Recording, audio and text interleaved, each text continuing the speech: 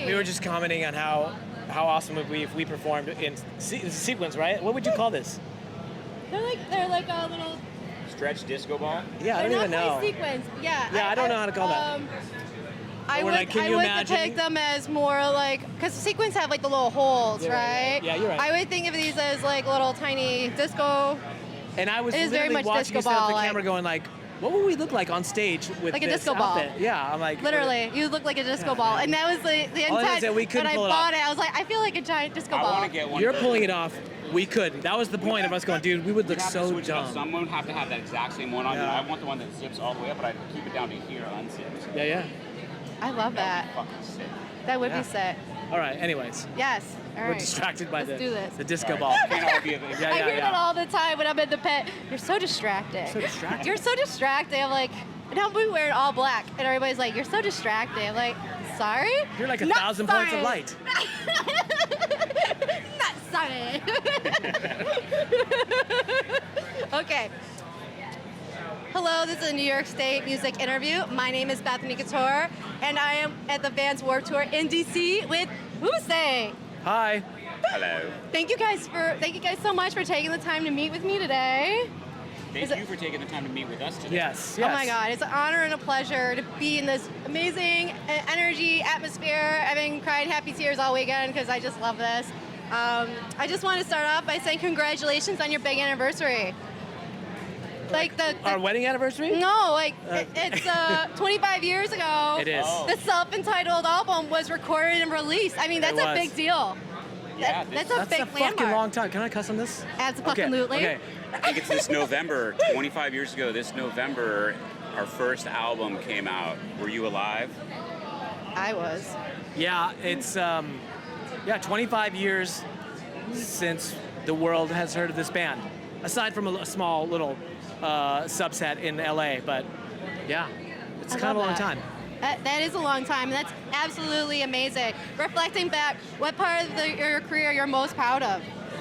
This moment right now, with that sequence outfit, this is the most proud I've ever been. I love that. You guys are Yeah, right. I was like, the fact that we're here right now is it. Longevity, you know, like it's 25 years later, and we still get to jump around on stage like idiots and call it a day, you know? What It's a great amazing. thing. And what's really cool is walking around backstage and running into other bands that we have played with over the last 25 years Yes. and seeing them, giving them hugs, and just, having this thing with them in common that we've done for so long. It's really cool. That is amazing. So last year you guys released a home video called the Hoobastank 20th Anniversary. What kept you guys from releasing this earlier in your career? Because like the 90s and 2000s, it was all about the home videos. Everybody was making home videos and releasing them and selling them. And I know I was purchasing them and watching them. Why now? Well, because it was the 20-year anniversary, and had we done it earlier, it would have been the 15, the 10, the That was 5. for the reason, right? No, like why didn't you release them when you made them? We release stuff when we made them, but what happens is I'm usually, since I was 18, was carrying a camera a lot. So we filmed a lot of stuff, like actual VHS camcorder stuff. And it was just kind of for my own joy, and was tucked away. Over COVID, when we all got locked in, I decided that I would digitize most of it, and so I spent hours and hours and hours just doing it at home. And as I was going through it, I started to kind of remember, like, oh, this was a lot of fun. We're in the day and age of content. Yes. We don't come from that. We come from a No. different time where it was like, it was always good to put out DVDs or VHS, whatever it was back in the day, but it wasn't how it's become. I wasn't necessarily taking those things or taking those photos with the intent of releasing them, but because I Right. had them and it's really important these days, we figured our fans would really like to see it. Yeah. And they did. And so, yeah, and we still have more that we haven't put out. I love that. Maybe one day. Yeah, what he said. We have so much footage of stuff that I did have to go through it, though. Before I passed all the footage off to the guy that was going to edit it, I had to Yeah. pre-edit it to make sure that it was the politically correct version. Yeah. Because times were different in the early 2000s. Oh my and the late God, life 90s. was okay. So I'm gonna age myself. Oh my God. So I grew up. I was a teen in the '90s. So I was raised in the '80s. Grew up as a teen in the '90s. I remember how much fun it was to get into trouble. and it was never recorded unless you purposely like aim to do it. Yeah. And Right, and it was so- amazing. And we were not PC. Everybody was so bad. Well, we never aimed to really offend anybody individually or personally, but it just happened. it just kind of happened. Today. And it was, ours was always from we grew up watching Saturday Night Live and all these shows and Animal movies House. that were National extremely, Lampoons. Yes. Yes. Something about Mary. Yes, Yes. all these super offensive It was things. in your face. It was Yes. all in your face. And I don't know if we were saying this to you or somebody else earlier. We've always made fun of ourselves for whatever that is too. Like we include ourselves, and Yes. if we're We were- clowning we or were the joking butt, the around with jokes. somebody or or whatever. My goal, like I said, is not to make you feel like shit and to make you feel small. And if I do that, or if we have done that, like that wasn't our intent, and we apologize. Absolutely. But I ain't apologizing for shit. No. Well, I mean, if it was 20 years ago, you gotta give yourself grace. I do, but sometimes younger people might see that, or certain people may see that and go, there's no excuse for what you said or what you did back then. And they're right to a No. degree, but we were young and stupid and funny. Things change. Context. It's all about And context. you know what? yeah. I think it's a beautiful thing that society has changed. I'm not here to tell anybody what they should or should No. not be offended by. If I say something that's totally normal to me and somebody goes, dude, that's not cool. Respect. It's not me to say like, yeah, it is. I go, oh, I'm sorry. Like, No. that's pretty much for everything.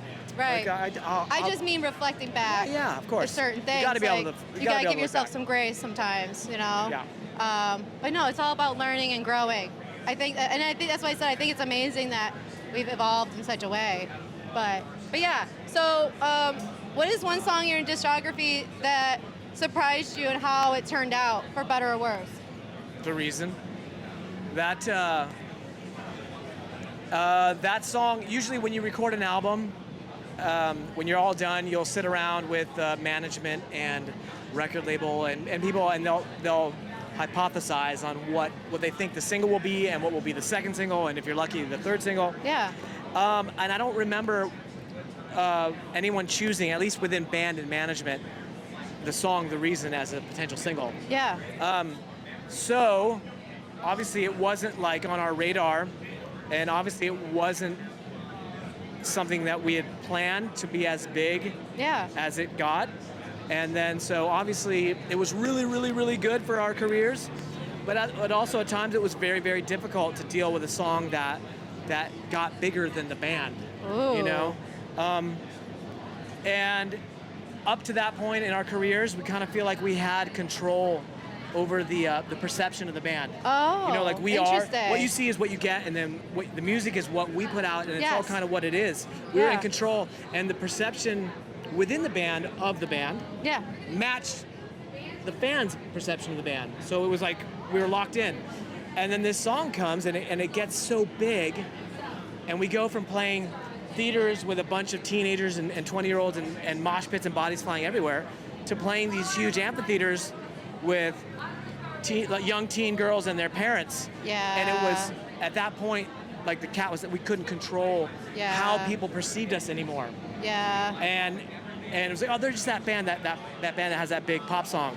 Yeah. And that's not who we saw ourselves as. So there was a fight. There was a struggle for a while. But we've long since come to grips with it. I think, like anything with time, you can reflect and see the good and bad.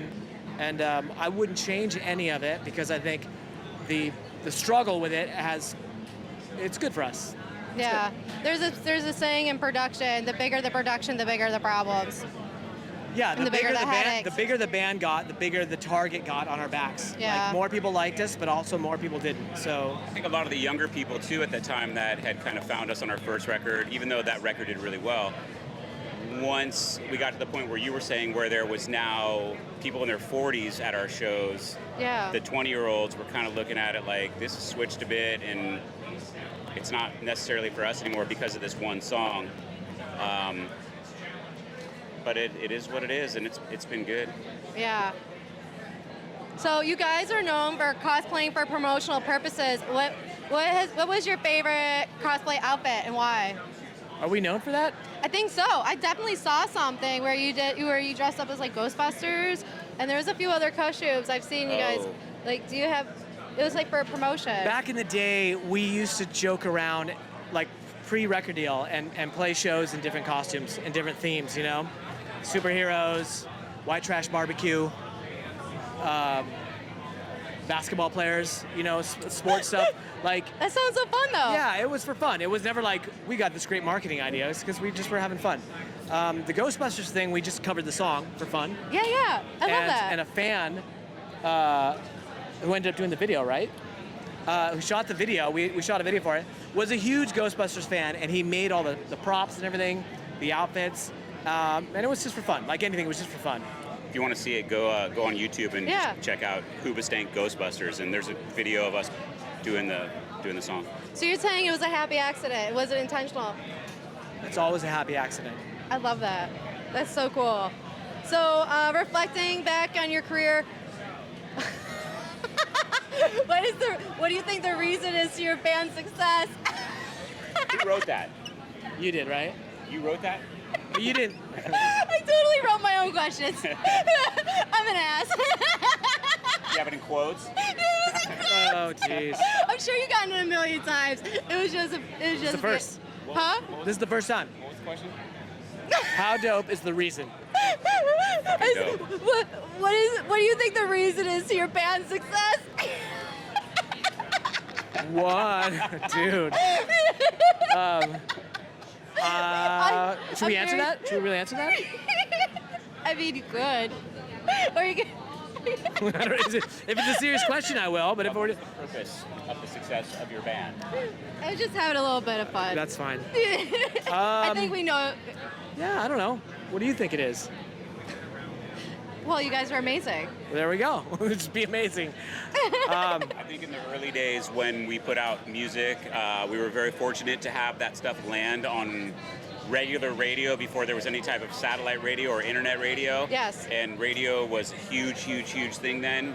In our first two records, you know, we had 2 songs, 3 songs on each album that was all over radio. Yes. Mixed with MTV, which was a huge tool back in the day, and we had videos all over MTV that charted really well. We were so lucky. In hindsight, you know, just realize how lucky we were and are, and super grateful for it all. And I think that is probably a huge component in the reason why we have had whatever the question was. Thank you for Yeah. humoring me. Yes. I love a good play on words. I think it's like an American thing, but No, I love it too. sure. I do. I'm a big pun guy, but So what is next for Hoobastank? Do you guys have any projects that you're currently working on? we're gonna be crawling in the dark while we run away from the reason. As soon as we are running away from this. Yeah. We have recorded and released a brand new song. And when is this gonna air? This week. It comes out today. It comes out today. Yeah. Ooh. Technically, it's already out. It's technically, by the It's time like you see on it's already all the out. streaming platforms. It's a song called How Do You Sleep. We have a few more that are recorded and ready to release. This is the first time that we've done this kind of like a low undercover style. Yes. Like we're just gonna release shit Yes. as we go, instead of this huge like, hey, we're gonna record 12 songs and then we're gonna market it. We're just kind of like, Yes. I dare I say punk rock it. We're just like, boom, this is it. I love that. What? The reason, bro. Yeah. The reason. All right. Well, rock on, guys. Thank you so much for taking the time to meet with me today. It's been an honor and pleasure. And I look forward to hearing your new song. Thank you. Thank you. Thanks for having us.